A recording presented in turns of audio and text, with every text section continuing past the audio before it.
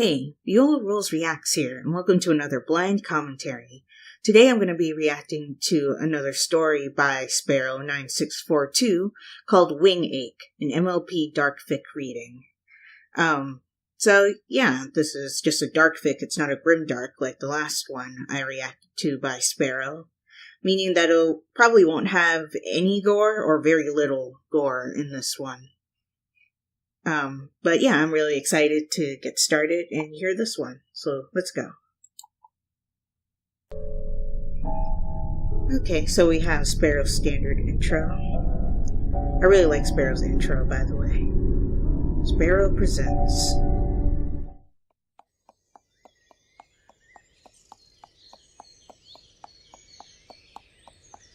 Aching wings were never a good sign. It meant that you couldn't fly as fast, and if worsened, you might be grounded for a few weeks. Written by Either option seems preferable for Rainbow Dash, especially with an upcoming Wonderbolt show.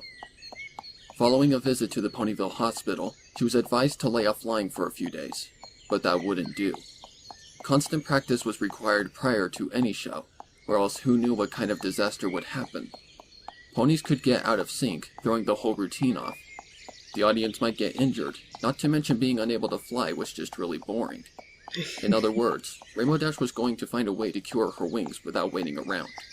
Anyone's first thoughts would be to see if Twilight had any spells, but past experiences had taught Rainbow to use that as a last resort. A memory of her right wing being twice its normal size, while her left wing being half its size, brought a shudder to the Cyan Pegasus. Sakura might be able to help. Reference to Rainbow didn't know the rhyming zebra as well as the rest of her friends, but anything was worth a shot to get her wings fixed. With a destination in mind, Rainbow started walking towards the Everfree Forest from the hospital. As Rainbow ventured within the forest, she couldn't help but feel a little nostalgic. The forest used to be a place of fear, where things happening by themselves seemed unnatural. But as more time and adventures passed, ponies had fewer reasons to fear the forest. Things often happened on their own outside of Equestria, and in that sense, ponies' control over everything seemed to be what was truly unnatural. Sure, there were still cockatrices and manticores around, but they didn't tend to wander too far off their own sectors of the forest. There was absolutely nothing to fear for a daring pony like Rainbow Dash. Oh, this one was premiered. Out of the corner of her eye, I have the something option moved, to look at the causing Rainbow chat to jump a little. This video. Maybe there was something to fear after all. Quickening her pace, she tried to think nothing of it. It's just the wind, probably. Rainbow tried to assure herself. Rainbow Dash voice. Then it happened again. The quick movement from behind the cover of the trees and bushes. Hello? Any pony there? As to be expected, there was no response. Or at least not a conventional one. Instead, it spoke to her nose. It was acrid, pungent, and definitely disgusting. It was a miracle that Rainbow didn't just throw up right there and then. Wow. What the heck is that smell? With no answers anywhere in sight, she decided to make her trip as brief as possible, and rushed towards Sakura's hut. It didn't take long before she reached her destination, but her nose certainly suffered throughout the journey. Whatever the smell was, it seemed to be following her, if that was even possible. It didn't falter even slightly and appeared to be getting stronger. I should ask Sakura about the smell to see if she knows anything about it. Yeah, she probably would. The hut was dreadfully silent. I do wonder Rainbow if didn't let this bother Sakura her has too like much wards or before something knocking on around the door. her house to keep the creatures of the Everfree Forest away. Sakura, you in there? No response. She knocked a little harder, and to her surprise, the door swung open from the extra force. You, forgot to lock the door or something. Taking a step into the hut, Rainbow unconsciously braced herself, expecting something to jump out. But nothing did. In fact, no zebras were to be seen. Huh? Probably went to get some herbs or something. It would explain why the door wasn't locked. She thought about the options she had now. Either go back home with her aching wing, go out into the Everfree Forest to search for Sakura, or wait in the hut for what might be a very long time. None of the options were that preferable, but she'd rather be out there doing something instead of waiting here and doing nothing. Of course. Patience was a virtue that Rainbow severely lacked. The Pegasus ran off into the forest, opting not to use her wings. While she could probably scout the entire forest within minutes using her wings, she didn't want to further strain them following the incident where she... Wait, why did my wings start to ache anyways? I didn't train excessively lately, nor did I crash into anything or cause an injury like this to my wing. Oh, unknown It just injury? didn't make sense. But what else didn't make sense was the pink figure that just zoomed past Rainbow's vision. Was that Pinky? What's she doing in the Everfree Forest? Pinky? Are you around here? If this is a prank, I'm not really in the mood for a prank right now. The silence was unbearable. Something was wrong. Why there's a She could tell something horrible was figure of going on, Pinky on the but she screen. found herself not leaving the forest. Something was compelling her to pursue her close friend. As much as Rainbow would hate to admit it, she was scared.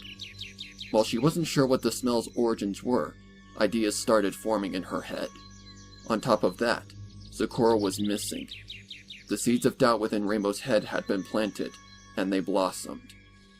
Maybe Pinky will know what's going on when I find her. If you can find her. The Everfree Forest is vast, you know.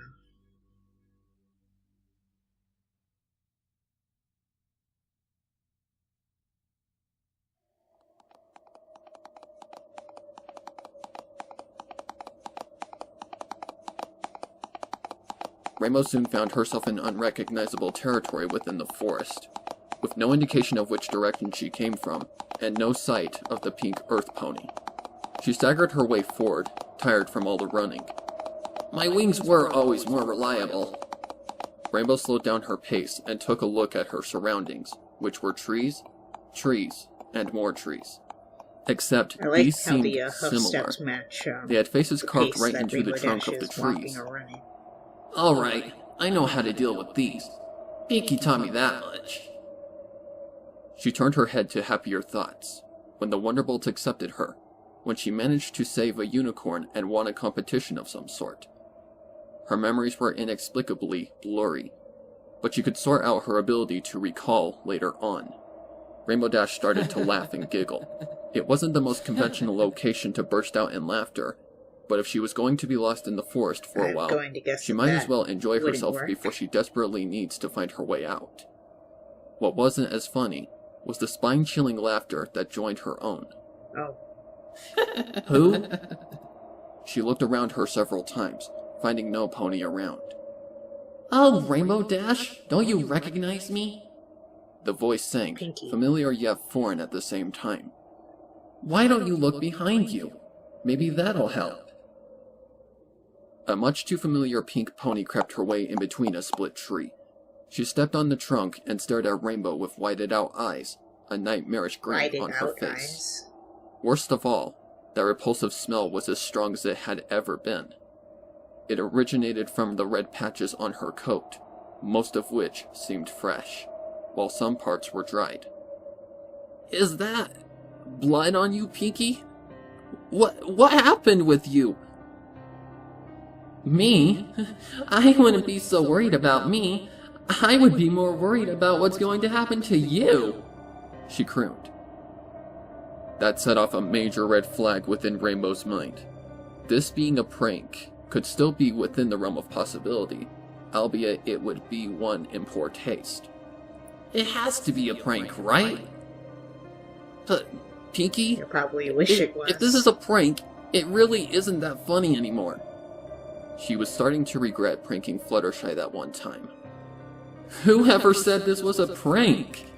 She lunged towards Rainbow, grabbing a blood-stained knife from within her mane. Rainbow instinctively braced herself, but nevertheless got pinned down by Pinky. Rainbow desperately tried to break free, but Pinky's sheer weight immobilized her on the ground. Rainbow watched helplessly as her assailant drove the knife deep into her stomach. It was quick and relatively painless, so Rainbow managed to convert her fear into strength, and finally pushed Pinky off of her.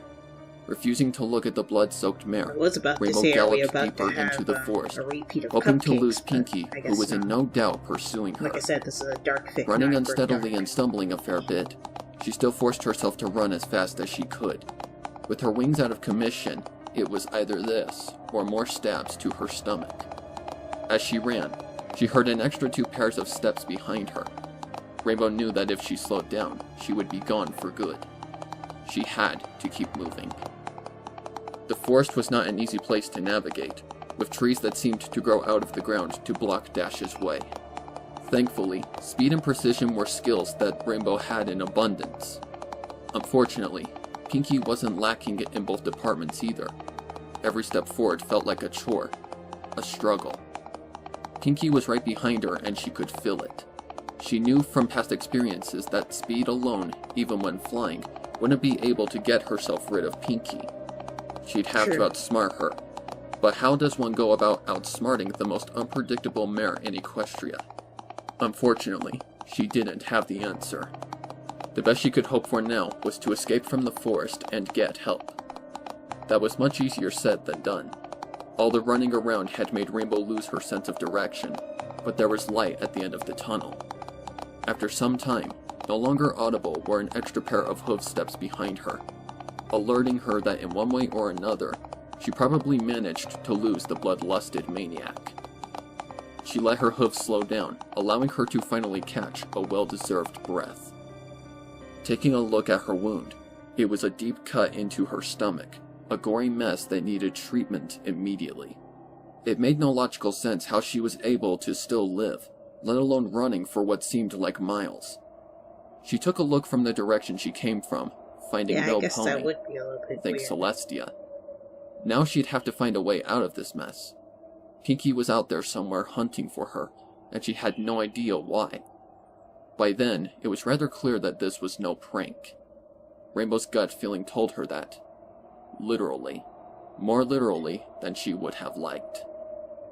What do I do now?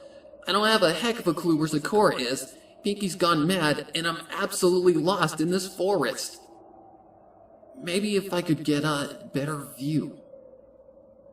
Straining her aching wings wasn't ideal, but between that and dying here, one choice was clearly the better one.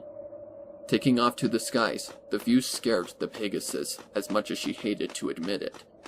As far as she could see, there was an endless amount of trees in all 4 directions, the forest's end nowhere in sight. The forest was never this big. That's what I was about to say. Sometime during her trip, Luna's moon had taken over Celestia's sun in the skies. The white orb seemed to shine especially dull that night.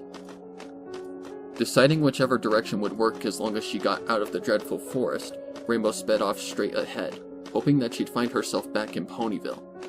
Sometimes hope was enough to get something done, serving as motivation to achieve something. But not this time. This time, no motivation would be enough to get out of this nightmare. She tried to use her acute ability of absorbing information to spot for any landmarks within the forest that could help her find a way out. If it was even possible, she seemed to fly in a loop, but that wasn't possible. She flew only in a single direction. How could it be possible that she was seeing the same trees in the same spots, with the same spacing between each other? Come on, Rainbow. Going around in Please a circle wake up. somehow. For our friends. For me. What? Who said that? The voice was familiar, yet it was one that Rainbow hadn't heard all day. Wake up? Does that mean I'm asleep? Oh, it's a dream? The That explains why explanation she made was sense. able to survive She the didn't feel pain stab when to the Pinky gut. stabbed her. The nonsensical geography of the forest. Pinky herself going mad. All were telltale signs. Now, how do I wake up? The realization was easy enough, but the problem now, once again, was getting out. Her wing beats started slowing down as she descended. If this was truly a nightmare, Pinky would attempt to sneak up on her in a way she would truly fear. Right on cue, the ground started shaking and Rainbow found herself sinking right into the ground. At least it isn't the singing flowers. Normally Rainbow would start panicking and take off to the skies. While she definitely did panic a little, she forced herself to keep her wings in place. Soon, it would be That was a good over, reference. and she could go back to whatever she was doing before she fell asleep. It didn't change the fact that her body was halfway into the ground, however. And what is our little Pegasus trying now? Pinky? No, this creature wasn't Pinky. Referring to her as Pinky would be an insult to her bubbly friend. The creature's voice didn't really come from one specific direction, and not knowing where she was might have been more terrifying than if she was right behind Rainbow. I know this is a dream, and you're not real. So Brain, it'd be awesome if you'd let me wake up as soon as possible. As expected, Rainbow Dash didn't wake up. Well, darn. The creature laughed, albeit much weaker than their first encounter. So, you figured out that this is a dream. Very impressive, I must admit. Not many ponies could figure it out on their own. Not without Luna helping them. I like the dual voice. But now that you figured it out, it's pointless for me to continue. The magic I have to expend to keep feeding on your fears isn't worth it. But that doesn't mean you're going to get out of this alive. The creature was going to do something, but Rainbow didn't know what. I don't know what you are, but I certainly didn't figure out this was a dream on my own. And I know whoever helped me will be disappointed if I just gave up now. This is a dream, damn it. I do what I want. Rainbow found the strength to pull herself literally out of the ground and took to the skies. The creature barely had a second to react as Rainbow streaked towards her, hooves first.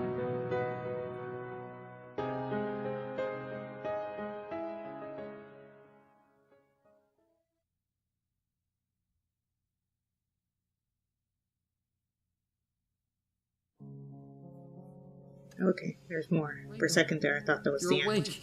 You're really awake. A familiar voice said, a voice she had heard in her nightmare.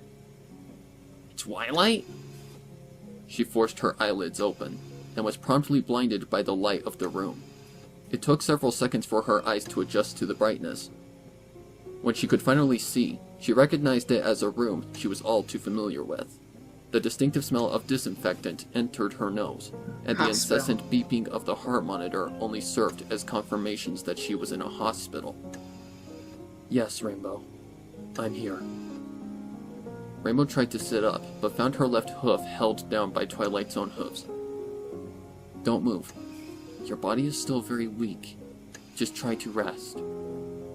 What happened? Zecora found you out cold in the Everfree Forest. She said you got attacked by a Baku, a creature that feeds on fears generated within a pony's dream. Oh. Yeah, sounds about right. A weak smile formed on Rainbow's face. The girls and I were taking turns watching over you. I think they're in the canteen eating right now. Let me go get them and send a letter to Luna to tell her that you've woken up. Yeah, sounds good, Twi. Do you need anything? Twilight's brow furrowed in concern as she gazed at Rainbow. Nah, I just need to lie down and rest for a while. And don't worry about me. I'm fine. With that, Twilight walked out of the room, That's the end of content the that story. Rainbow was going to be fine.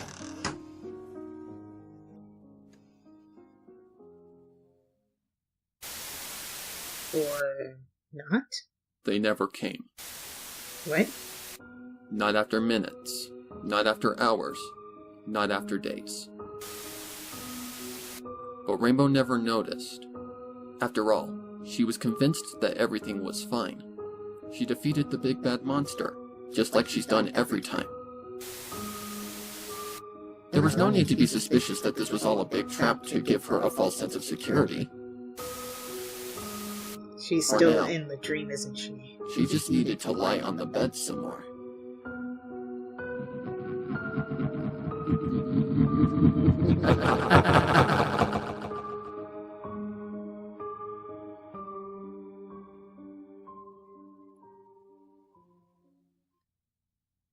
Okay, and that's the end of that reading by Sparrow9642. I thought that was well done. Good job to Asymmetricalknot for the story. It was really well written. I really liked this one. left on a cliffhanger ending. We don't know how it ends. I assume that Rainbow Dash gets eaten by the monster or whatever it does to ponies that it captures. I'm guessing it kills them because it said that she wouldn't get out of here alive. But yeah, I really enjoyed this story. It was really good. I liked Sparrow's Rainbow Dash and Pinky voice and Twilight voice. So yeah, I'll leave a link to Sparrow's channel in the description below. Be sure to check him out. And yeah, if you guys enjoyed this video, give it a like. Also be sure to like my Facebook page and follow me on Twitter, as well as support my Patreon. All 3 links will be in the description below. And subscribe for more. If you are subscribed or a new subscriber right now, be sure to hit that bell icon to get notified when I upload videos.